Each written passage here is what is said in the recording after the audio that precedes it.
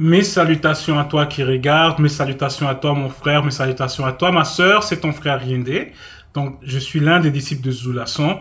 Comme tu le sais déjà, vu que tu es sur sa chaîne, ici on parle de spiritualité, donc on parle de vérité.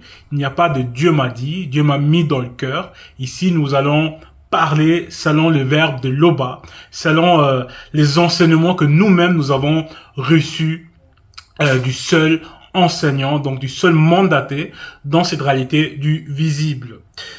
Donc, aujourd'hui, nous allons lire dans celui que vous connaissez sous le nom de Jacques, mais son vrai nom, c'est Munanganda, parce que c'était un noir, et il avait un nom approprié à son identité. Donc, c'était pas Jacques, c'était Munanganda. Mais avant que je puisse vous exhorter, donc avant que nous puissions recevoir un enseignement, car nous allons lire dans Kalatambale, il y a d'abord l'introduction. Donc je reviens juste après.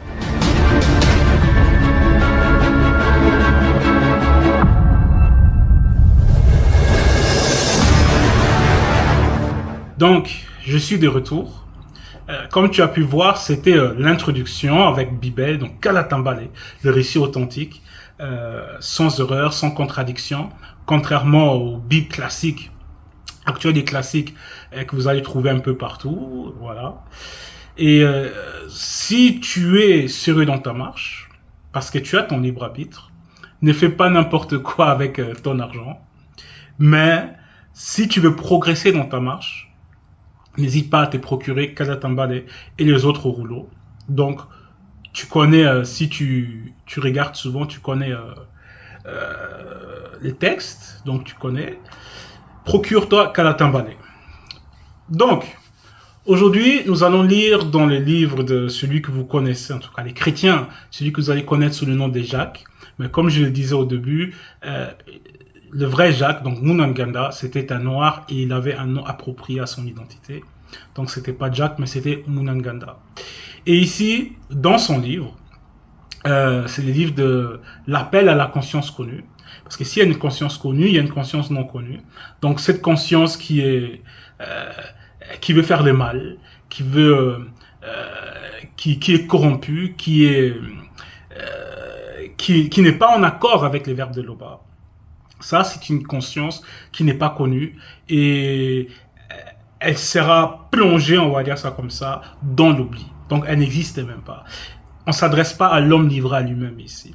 Ici, on fait appel à la conscience connue. Donc, toi qui écoutes, donc toi qui es bien disposé, donc toi qui veux progresser dans sa marche spirituelle, toi qui veux changer, toi qui aimes le verbe de Tété, donc de Loba, le seul unique créateur, on s'adresse à toi ici. On s'adresse à cette conscience-là qui veut manifester la crainte du respect qui est dû à Loba. Cette conscience qui se soumet au verbe, qui prend plaisir aux lois et aux prescriptions. Donc, qui a compris le mystère, que la loi qui a été établie n'est pas pour t'empêcher à t'épanouir dans ton existence, mais pour te rendre heureux ou heureuse, pour ton propre avantage. Donc, on s'adresse à cette conscience-là, qui a compris ce mystère, que tout ce qui vient de l'Oba est bon pour toi, te rendra heureuse, te rendra heureux. On s'adresse à cette conscience-là. Et ici, Munanganda, il fait appel à cette conscience. Et ici, nous allons lire à la page 780. Et le titre, c'est quoi? C'est la parole. Donc, la parole, donc ce qui sort de ta bouche, donc le reflet de ta pensée. Donc, d'abord, tu penses, tu as ta volonté, et ensuite, cette volonté-là, elle sort à travers ta bouche, et c'est la parole.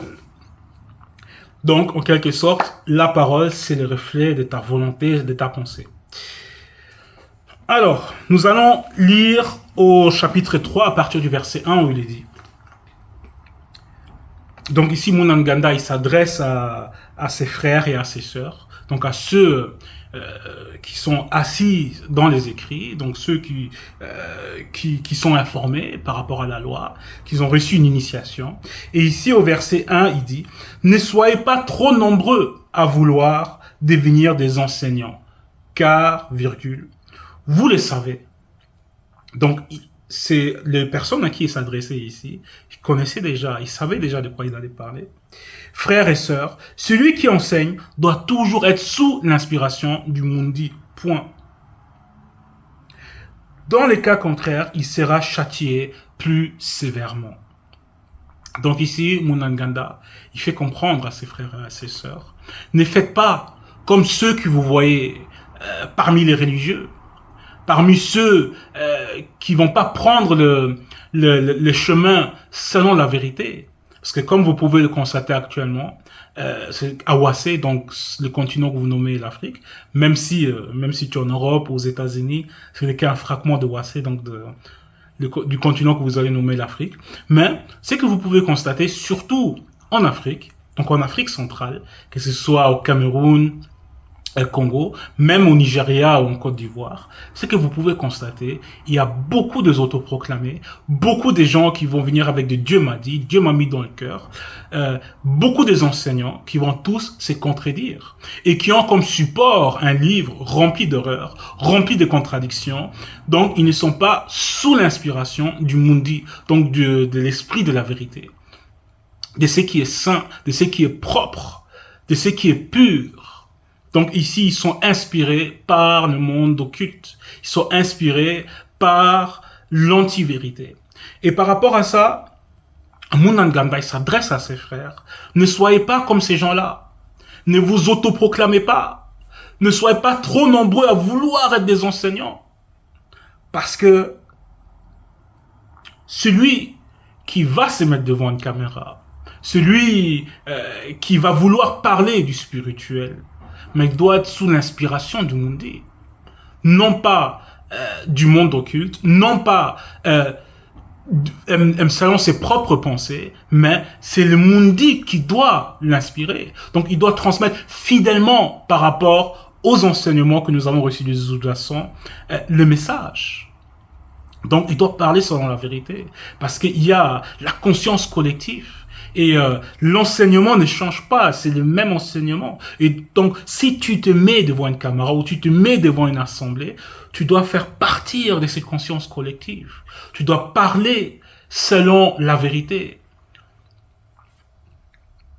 Donc, il faut être sous l'inspiration du Mundi.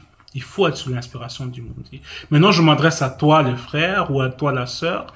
Mais si tu veux propager, mais c'est une bonne chose. Et même si tu veux enseigner, ne les fais pas de toi-même. Ne les fais pas, on va dire, selon ta propre volonté. Parce que tu peux commettre les erreurs. Tu peux induire d'autres personnes en erreur. Parce que tu n'as pas été mandaté. Tu n'es pas protégé quand tu vas parler. Maintenant, si tu vas enseigner, mais mets ça en prière. Et les verbes au contrôle, ça sera à toi de le faire. C'est une bonne chose. Mais maintenant, sache que celui qui va enseigner, donc celui qui va dire je suis pasteur, je suis prêtre, je suis ceci, je suis cela, il est dit ici, dans les cas contraires, il sera châtié plus sévèrement. Donc quand tu vas parler, et c'est pas le Mundi qui t'inspire, tu parles de toi-même, tu commets des erreurs, tu induis tes frères en erreur, ce qui est grave. Donc tu ramènes des gens dans ton péché, mais tu seras puni plus sévèrement. Tu seras châtié. Il y aura un châtiment qui t'attend, selon le degré de ta faute. Donc, il faut faire attention. Donc ici, Munanganda, il met ses frères, il met ses sœurs en garde par rapport au danger. Et pour mieux comprendre, nous allons, par rapport au châtiment, nous allons lire dans Bélé 21, c'est à la page 115. C'est à la page 115, et ici on parle de deux fils de Mwenen, celui que vous connaissez sous le nom de Aaron. Et il est dit au chapitre 21, verset 1, quelque temps après, Mouyao était, donc les deux fils de Mwenen, priront chacun une casserole et y mirent des braises sur lesquelles ils répandiront des parfums. Ils présenteront ainsi devant le peuple une offrande de parfums pour l'offrir en l'honneur de Loba. Verset 2. Soudain, Mundi Mambekokise dit jaillit de devant les deux fils de Mwenen et les frappa aussitôt et ils mourront sur le coup. Donc ici, ils ont subi un châtiment. Ils ont subi un châtiment. Et ils étaient là, ils ont enseigné des peuples. Mais ici, ils ont commis une erreur. Pour connaître l'erreur, toi qui as déjà Kalatambalé, tu as sûrement déjà lu. Et toi qui n'as pas encore Kalatambalé, procure-toi le récit authentique. Néanmoins, ils ont commis une erreur. Ils n'ont pas été inspirés par le verbe de Tété. Donc, ils n'ont pas été inspirés par le Mundi quand ils ont commis ce qu'ils ont commis là. Et ils ont voulu entraîner le peuple avec eux dans leur faute. Donc, ils ont été châtiés. Donc, Jacques fait aussi référence à ça. Et dans Bible Kalatambal, il y a plusieurs exemples par rapport à ça. Donc, procure-toi Bible Kalatambal si tu ne l'as pas encore. Et si tu l'as déjà, tu connais les dangers. Maintenant, beaucoup de gens vont s'imaginer... ça aussi, il faut savoir, celui qui enseigne, par exemple, quand on regarde notre Mouledi Zoulasson, il enseigne... il se met au service du peuple. Regardez, il est constamment là, il fait des Facebook Live, il donne des enseignements, il est constamment à l'écoute des gens. Voilà, tout ça, c'est du travail énorme, ce qu'il doit faire. Donc, beaucoup de gens, dans les fausses églises, ils vont croire que c'est le peuple qui se met à leur service. Mais si vous regardez dans le secret, c'est l'enseignant qui se met au service du peuple. C'est aussi ça, le sacrifice. Un vrai enseignant, il doit sacrifier beaucoup de choses. Son temps, il doit être à l'écoute du peuple. Quand vous voyez les rois, les Tondo, le Mon et tout, mais ils se sont sacrifiés pour le peuple, on va dire ça comme ça. Ils se sont sacrifiés. Pas les sacrifices comme chez vous les chrétiens, hein, les sacrifices d'animaux, les sacrifices d'humains, non. Ils se sont sacrifiés. Ils ont donné leur temps pour leurs frères et leurs sœurs, pour leur service. Bien sûr, ils ont fait ça par amour, mais c'était aussi un travail.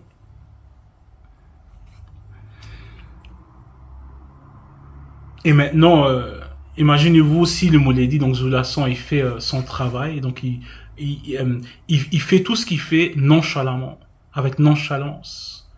Mais c'est pas bon. C'est pas bon. Donc il est constamment disponible, discipliné. Verset 2. Plusieurs en effet commettant des écarts. Si quelqu'un ne commet pas d'écart, quand il parle, c'est un homme parfait, capable de maîtriser son corps tout entier. Parce que ce qui sort de ta bouche est le reflet de ce que tu es. Ta parole, c'est toujours toi. C'est ta pensée, c'est ton être. Maintenant, celui qui a un discernement, à travers ce que tu dis, il va savoir qui tu es.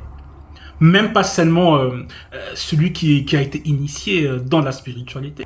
Mais aussi parmi les non-initiés, les blancs et les sans-mêlés, il y a des gens qui sont spécialisés à faire ta description à travers la manière dont tu t'exprimes, à travers ce qui sort de ta bouche, à travers ton langage corporel.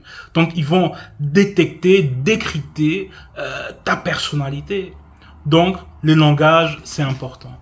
Et pour mieux comprendre, nous allons lire dans Proverbe 16, 23, où il est dit, donc Proverbe 16, 23, c'est à la page...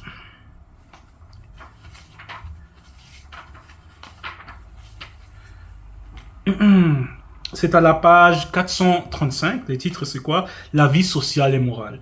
Et au verset 23, il est dit, l'initié a l'esprit sage et réfléchi avant de parler, et rend aussi ses paroles plus convaincantes. Donc celui qui initie, donc celui qui va manifester la crainte du respect qui est dû à l'Oba, il va pas simplement parler, juste pour parler, blesser, insulter, être vulgaire. Il réfléchit par rapport à ce qui plaît au verbe de Tété et non pas à la conscience non connue, donc ce que vous allez nommer la mauvaise nature. Donc ce qui ne doit pas être, l'anti-vérité. Donc il va réfléchir, il va méditer avant de se prononcer. Et il sera inspiré par les verbes de Tété. Parce qu'il est dit, un initié a l'esprit sage et intelligent. Donc un initié manifeste la crainte du respect qui est dû à Loba. Et il y a l'intelligence qui va sortir de sa bouche. Parce que c'est sa nature. Parce que c'est ce qu'il est. Parce que il ne parle pas selon je pense que. Il parle selon la vérité. À tout moment. C'est pour ça un initié peut t'enseigner. C'est pour ça que le Mouledi est le seul enseignant dans cette réalité du visible. En tout cas, parmi les hommes. Parce qu'il nous l'a dit, la nature elle-même nous enseigne. La nature elle-même c'est un enseignant, c'est un initié. Verset 3. Si nous mettons un frein dans la bouche des chevaux pour qu'ils nous obéissent, nous dirigeons aussi leur corps tout entier. Voici même les navires qui sont si grands et que poussent des vents impétueux sont dirigés par un très petit gouvernail au gré du pilote. Il en va de même pour la parole qui sort de l'homme. Elle est insignifiante si elle n'est pas inspirée par le Mundi, mais l'homme se vante par elle des grandes choses. Ne suffit-il pas d'un petit feu pour incendier une vaste forêt? Donc ici, on te fait comprendre que la parole de celui qui parle selon lui-même, de celui qui n'est pas inspiré par le Mundi, sa parole, elle est insignifiante. C'est pour ça, au début, Mounaganon nous fait comprendre, ne soyez pas nombreux à vouloir devenir des enseignants, car comme vous le savez, mes frères et sœurs, celui qui enseigne doit toujours être sous l'inspiration du Mundi. Donc si tu n'es pas sous l'inspiration du Mundi, ta parole, elle est insignifiante. Ta parole ne compte pas, n'est même pas à prendre en considération. Donc, au verset 6, il est dit, eh bien, la parole est pareille à un feu. Elle est issue de la manifestation de la pensée de l'homme et elle le suit tout entier. L'âme par la parole met le tourment dans toute votre vie, dès la naissance jusqu'à la mort. Ce tourment vient du lieu de tourment de votre pensée, issu de votre âme. Donc, ce qui sort de ta bouche n'est que le reflet de ce que tu es, donc ton âme. Donc, à travers la parole, tu t'essuies. Tu dis n'importe quoi, tu es vulgaire, tu es constamment en train d'insulter des gens, constamment en train de dire des anti-vérités. Mais c'est toi, c'est toi. Tu ne peux pas te dissocier à ta parole. Tu ne fais qu'un avec ta parole. C'est, comme il est dit, l'âme par la parole met les tourments dans toute votre vie, dès la naissance jusqu'à la mort. Ces tourments viennent du lieu du tourment de votre pensée, issu de votre âme. Donc, ce qui sort de ta bouche, ce n'est que toi.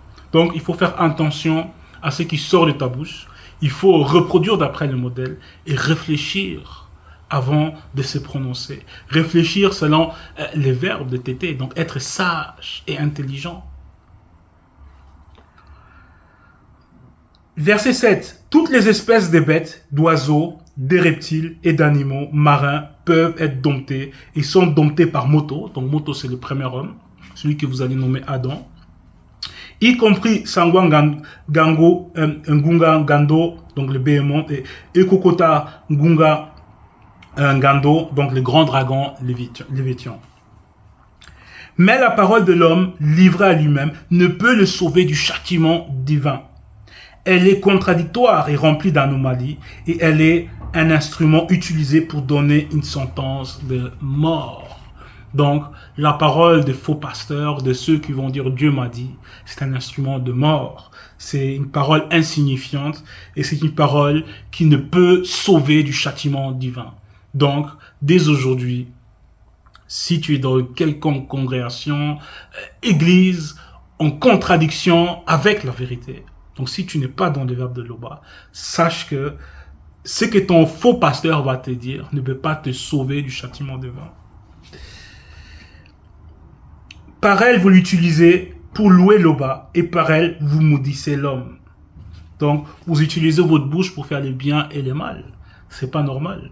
C'est comme si, bon, c'est un peu, faut pas que ça soit vulgaire, mais c'est comme si tu prends ton eau des toilettes. L'eau là qui est dans les toilettes, c'est comme si tu buvais cette eau-là. Et il y a beaucoup de choses qui vont se passer dans les toilettes. Tu ne peux pas boire de là-bas. C'est pas bon, c'est pas une bonne source. Donc, une bouche qui va louer l'eau bas et en même temps qui va sortir des anomalies, de la confusion, de l'abomination, c'est pas normal, c'est pas bon. Verset 10. De la même bouche sortant la bénédiction et la malédiction, selon le visible, il ne faut pas, mes frères et sœurs, qu'il en soit ainsi. Il ne faut pas que cela soit ainsi. Comme l'exemple que je viens de donner avec la toilette, tu ne vas pas boire ton eau voilà, dans les toilettes, dans le WC. Tu ne vas pas boire ton eau, on va dire, un endroit qui est infecté, qui est sale. C'est comme si c'était une mauvaise source. C'est pas envisageable. C'est une anomalie terrible quand on y pense. Donc, ce qui sort de ta bouche, il faut bien faire attention à ce que tu dis, à ce que tu médites, ce qui t'inspire. C'est pour ça que c'est important de te procurer Kalatambale, de suivre les enseignements de Zodasson pour alimenter tout ton être avec ce qui vient de la source, du verbe de tété. Une source sacrée fait-elle jaillir par la même ouverture l'eau douce et l'eau amère? Verset 12. Un manguier, mes frères et sœurs, peut-il produire naturellement des avocats? La source sacrée doit seulement produire l'eau douce. Donc, veillons à notre langage, faisons attention de faire en sorte que tout ce qui sort de notre bouche est agréable au verbe de tété. Maintenant, si tu vois une anomalie, mais repens-toi, ressaisis-toi et mets-toi sur le droit chemin directement. Faisons attention à notre langage. Et toi le frère, toi la sœur, donc si tu veux enseigner, mets ça en prière et ne te lève pas par toi-même. Sache que le verbe est au contrôle. Et quand tu devras le faire, tu le feras. L'Oba est constamment glorifié, il en peut être autre.